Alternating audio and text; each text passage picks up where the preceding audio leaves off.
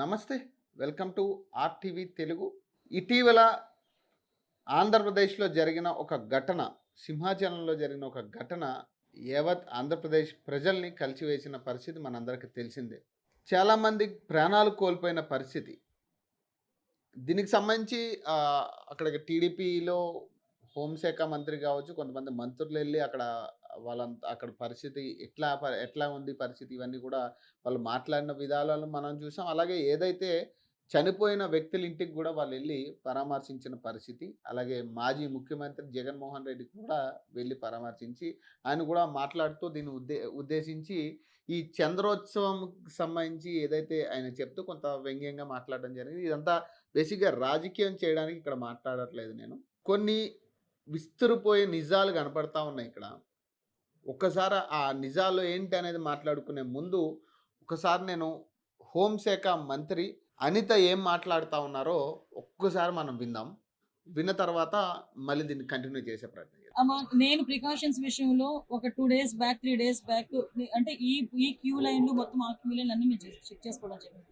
ఇది unfortunate thing. అక్కడ గోడ ఉంది. ఆ గోడ పిల్లర్తో కట్టాడా, సిమెంట్తో కట్టాడా, బ్రిక్తో కట్టాడా అన్నది ఎవరు కూడా మేము చూసుకోవడానికి ఇవ్వగా. కానీ విషయం ఏంటవుతుందంటే అక్కడ విపరీతంగా వర్షం పడింది. మీకు తెలుసు, మీరు ఆ టైంలో ఉన్నారు. నేను కూడా వర్షంలో తడుచుకుని దర్శనం చేసుకుని వచ్చాను. నేనే కాదు, పట్టు వస్త్రాలు సమర్పించడానికి వచ్చిన రెవెన్యూ మినిస్టర్ గారు కూడా వర్షంలో తడుచుకుని వెళ్ళారు. భారీ వర్షంలో తడుచుకుని వెళ్ళాము. ఈ వర్షం నేను దర్శనం చేసుకుని బయటకు వచ్చాను. ఇలా ఇన్ఫర్మేషన్ వచ్చింది గోడ కూలిందని. 1 or 2 ఇంజురీస్ అన్నారు. అయినప్పటికీ కూడా నేను వచ్చి చూస్తానని చెప్పి నేను పుట్అవుట్ని వచ్చాను. అప్పటి నుంచి ఇప్పటి వరకు మేము ఇక్కడే ఉండడం జరిగింది. అంటే ఎక్కడ కూడా రెస్క్యూ ఆపరేషన్స్లో కానీ నిర్లక్ష్యం వహించడం కానీ ఎక్కడ కూడా మేము చేయలేదు. ఇమీడియట్గా క్షతగాతులు ఎవరైతే ఉన్నారో వాళ్ళందరినీ కూడా హాస్పిటల్కి తీసుకెళ్ళి మేము పంపించడం జరిగింది. మిగతా రెస్క్యూ ఆపరేషన్స్ కూడా జరుగుతున్నాయి. ప్లీజ్ మిగతా అన్ని కార్యక్రమాలు చేసుకోవాలి. ఏ టైంలో కన్స్ట్రక్ట్ జరిగింది, ఏ స్కీమ్లో కన్స్ట్రక్ట్ జరిగింది, ఎవరు కాంట్రాక్టరు, ఎవరు ఇంజనీరు, ఎవరు క్వాలిటీ కంట్రోల్ ఎవరు చేశారు, ఎవ్రీథింగ్ మేము ఇందులో ఎంక్వైరీ చేసుకుంటాం. ఎందుకంటే ఇక్కడ ప్రాణాలు కోల్పోయారు. ఈజీగా వదిలేయాల్సిన అవసరం ఏం లేదు. ఇందులో గవర్నమెంట్ కూడా చాలా సీరియస్గా ఉంది. అన్ని కోణాల్లో నుంచి కూడా మేము విచారణ జరుపుతాం. ఎవరైతే బాధ్యులు ఉన్నారో బాధ్యులు కఠినంగా శిక్షించే ప్రక్రియ గవర్నమెంట్. విన్నాం కదా అనిత గారు ఏం మాట్లాడుతూ ఉన్నారంటే, మేము ఆల్రెడీ ఇక్కడ మొత్తం అంతా కూడా మేము ఆ ప్రాంగణం మొత్తం పరిశీలించాము. మంత్రులందరం వచ్చి అక్కడ పరిశీలించాం. నేను ఆ రోజు వర్షం పడింది, అయినా కూడా నేను దర్శనానికి వెళ్ళాను, వచ్చాను. ఆ వర్షంలోనే చాలామంది దర్శనాలు కూడా జరిగాయి. ఆ రోజు నేను మొత్తం కూడా ఆల్రెడీ ముందస్తుగా మేము పరిశీలించాం. అక్కడ ప్రాంతం కూడా అంతా ఏదైతే జరుగుతూ ఉందో వర్క్స్ అన్నీ కూడా మేము పరిశీలించాము ఆ రోజు అని చెప్తా ఉన్నారు. తర్వాత ఇంకొక మాట అంటుందామె, ఈ గోడ అనేది సిమెంట్తో కట్టారా లేకపోతే వేరే ఏదైనా తాత్కాలికంగా నిర్మించారా, అసలు గత ప్రభుత్వంలోనా లేకపోతే ఎవరి హయాంలో కట్టారనే ఆ పదం మాట్లాడుతూ ఉందామె. నేనేం చెప్తున్నా అంటే, ఒక ఇంజనీర్ని మనం అక్కడ పెడతాం. ఖచ్చితంగా ఇట్లాంటి వర్క్ జరిగేటప్పుడు ఒక ఇంజనీర్ ఖచ్చితంగా అక్కడ కన్సల్ట్ ప్రాంతంలో ఖచ్చితంగా ఉండి ఆయన తగిన జాగ్రత్తలు తీసుకుని ఇవన్నీ చేస్తూ ఉంటారు. కాంట్రాక్టర్ వేరుంటారు, ఇంజనీర్ వేరుంటారు. కానీ ఇంజనీర్ పని ఏంటంటే అక్కడ ఏమేమి లోపాలు ఉన్నాయి, ఏమేమి సరిదిద్దాలి అనేది క్లియర్ కట్గా చూసుకుని ఎట్లాంటి ఇబ్బంది లేకుండా అక్కడ చేయాల్సిన ఇంజనీర్. మరి మీరు ఇంతకుముందు మీరు వెళ్ళి పరిశీలించినప్పుడు ఏం పరిశీలించారు అనేది ఒక పాయింట్, ఒక క్వశ్చన్ వస్తూ ఉంది. ఎందుకంటే మీరు మరి అక్కడ దర్శనానికి వెళ్ళారా, లేదంటే నిజంగా ఇక్కడ పనులు ఏం జరుగుతూ ఉన్నాయి, ఎంతవరకు వచ్చే ఈ పరిశీలనలో వెళ్ళారా అనేది కొంత నాకు డౌట్గా కనపడతా ఉంది. ఎందుకంటే పరిశీలించినప్పుడు అప్పుడు ఎవరు చెప్పలేదా, ఇన్ఫర్మేషన్ లేదా, లేకపోతే ఆ గోడ గురించి ఆ గోడ కట్టమని మీరే చెప్పారా అనేది కూడా నాకు కొంత నాకు డౌట్గా కనపడతా ఉంది. అలాగే ప్రధానంగా ఒకసారి ఆ కాంట్రాక్టర్ కూడా ఏం మాట్లాడారు అనేది కూడా ఒకసారి మనం విందాం. ఆ కాంట్రాక్టర్ నిన్న ఒక వీడియో కూడా బయటకు రావడం జరిగింది. ఆ కాంట్రాక్టర్ని కొంతమంది అధికారులు ప్రశ్నిస్తున్న టైంలో ఆయన కొన్ని నిజాలు కూడా చెప్పడం జరిగింది. ఒక్కసారి అది కూడా ఒకసారి ఆ వీడియో కూడా ప్లే చేద్దాం. ఒకసారి అది కూడా విన్న తర్వాత రెండింటి గురించి నేను మాట్లాడే ప్రయత్నం చేస్తాను. ఆల్మోస్ట్ 1.5 years అయింది కదా బాబు. ఇప్పుడు వరకు ఈ వర్క్ పక్కన పెట్టు, కింద నుంచి జరిగిన వర్క్ అన్నీ ఉంది కదా. టెస్టింగ్ చేశారా? ఎక్కడ చేశారు?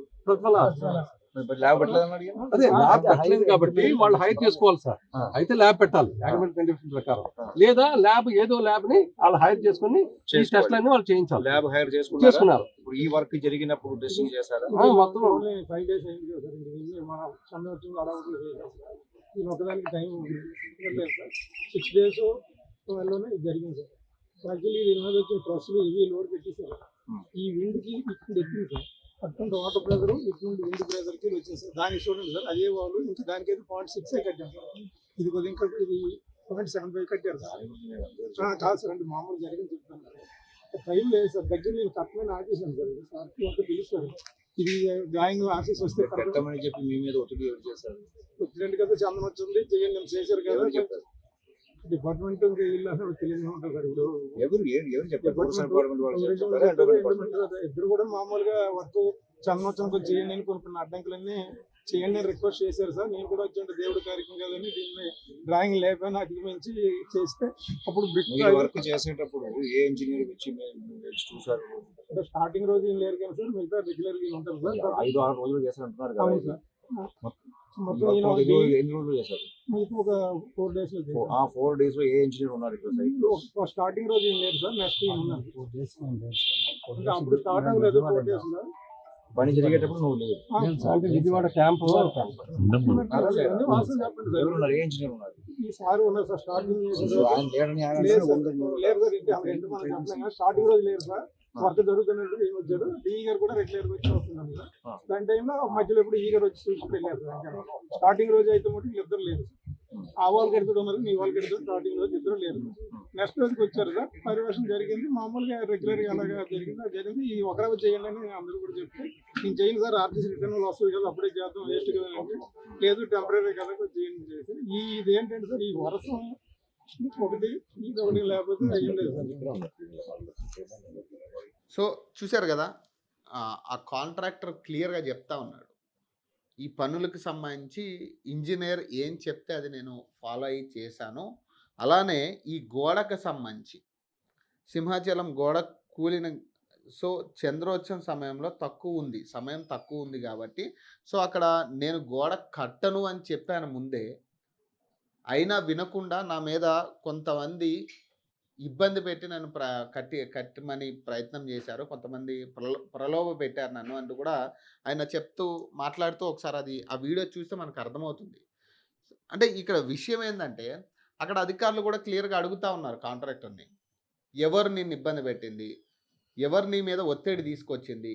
ఎందుకంటే ఆ కాంట్రాక్టర్ చెప్తా ఉన్నాడు, నా మీద ఒత్తిడి చేశారు, తక్కువ సమయంలో ఈ గోడ ఉండదు, నిలబడదు, ఖచ్చితంగా వర్షానికి కూలిపోతుంది అన్న విషయం నాకు తెలుసు, నేను ఆ విషయం చెప్పాను, అయినా కూడా వినకుండా ఒత్తిడి చేసి కట్టించారు అని చెప్పి ఆయన క్లియర్ కట్గా చెప్తున్నప్పుడు అధికారులు అడుగుతూ ఉన్నారు, ఎవరు మీ మీద ఒత్తిడి తీసుకొచ్చిన ఆఫీసర్లు ఎవరు అని ఒక పాయింట్ వచ్చినప్పుడు మీకు తెలియదా సార్ అని ఆయన ఒక మాట మాట్లాడుతూ ఉన్నారు. ఇక్కడ పాయింట్ ఏంటంటే వచ్చిన ఆఫీసర్లు కూడా కేవలం నామకావాస్త ఏదో వెళ్ళాలి కాబట్టి ఇష్యూ జరిగింది కాబట్టి కొన్ని రోజులు ఇట్లా ఒక డ్రామా క్రియేట్ చేసి, అంటే వీళ్ళని ఎవరిని నమ్మలేము. ఎందుకంటే ప్రభుత్వం చేతిలో ఉన్న అధికారులే వీళ్ళందరూ. వీళ్ళేమి బయట ప్రభుత్వానికి అతీతంగా పనిచేసే అధికారులు ఎవరు లేరు ఇక్కడ. ప్రభుత్వం ఏం చెప్తే అదే చేసే అధికారులే తప్పితే ప్రభుత్వంని వ్యతిరేకించి మాట్లాడే వాళ్ళు ఎవరు ఉండరు, తప్పులు ఎత్తి చూపించే వాళ్ళు కూడా ఎవరు ఉండరు.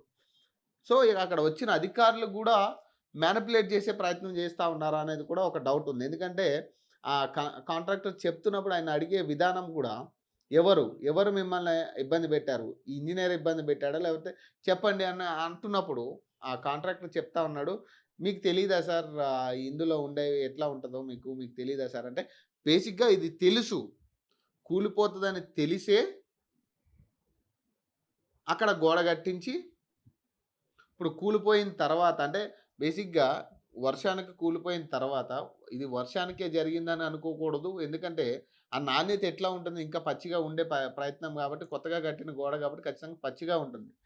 సో ఈ ఘటనకి పూర్తి బాధ్యత గవర్నమెంట్ అధికారులు కావచ్చు, ఇన్స్పెక్షన్ చేసిన మినిస్టర్లది కూడా పూర్తి బాధ్యత ఉంటుంది. దీనికి సంబంధించి ఈ పాపంలో పూర్తి బాధ్యత మీరే కావాలనే ప్రజల ప్రాణాలతో ఆడుకుంటున్నారు. ఇలాంటి రాజకీయం చేయొద్దు. మీరు ఏదైనా అనిత గారు మీరు మాట్లాడేటప్పుడు ముందుగా ఫస్ట్ ఒకసారి ప్రిపేర్ అవ్వండి. క్లియర్‌గా మీరు మాట్లాడేదానికి అసలు కాంట్రాక్టర్ చెప్పేదానికి అసలు పొంతన లేదు. మీరు ఏ ప్రభుత్వం కట్టిందన్నట్టుగా మీరు మాట్లాడుతున్నారు. అసలు ప్రభుత్వాలు కాదు కదా! మీరు అక్కడ ఇన్స్‌పెక్షన్‌కి వెళ్ళినప్పుడు ఏం చేశారనేది కదా ఇంపార్టెంట్. ఆయన కాంట్రాక్టర్ కూడా క్లియర్‌గా చెప్తా ఉన్నారు అధికారులు ఒత్తిడి చేశారని. దీనికి సంబంధించి ఫస్ట్ ఆలోచన చేయండి. దీన్ని రాజకీయం చేసే ప్రయత్నం దయచేసి ప్రతిపక్ష పార్టీలు కూడా చేయొద్దు.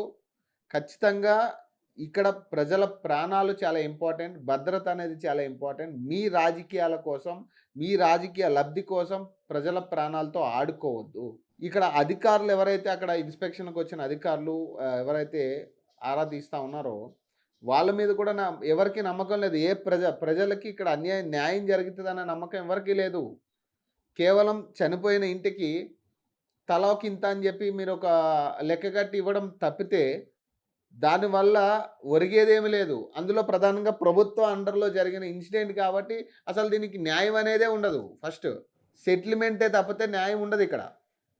సో, ఖచ్చితంగా ఇలాంటివి యాక్షన్‌లు ఇన్ ఫ్యూచర్ జరగకుండా ఉండాలనేది ఖచ్చితంగా అది జరగకుండా చూసుకోవాల్సిన బాధ్యత ప్రభుత్వానిది. ప్రజల బాధ్యత ప్రభుత్వానిది. సో, ఇలాంటి అంశాల్లో కొంత సీరియస్‌గా వ్యవహరించాలి. మనం ఎప్పుడు మాట్లాడేటట్టు ఏదో టీవీ డిబేట్‌లో మాట్లాడినట్టు లేదంటే ఏదో షికారుకి ఎళ్ళొచ్చినట్టు కాదు. ఇన్స్‌పెక్షన్ అంటే క్లియర్ కట్‌గా అక్కడ ఏం జరుగుతుందనేది తెలుసుకోవాలి. ఆ ఇంజినీర్ బాధ్యత కూడా అదే. సో, ఇక్కడ లోపం అంటే అందరిది లోపం ఉంది. అందరూ కలిసే ఆ రోజు ఆ ఘటన జరగడానికి కారణమయ్యారు. అందరూ కలిసే అక్కడ ప్రజల ప్రాణాలు తీశారని కూడా చెప్తా ఉన్నా.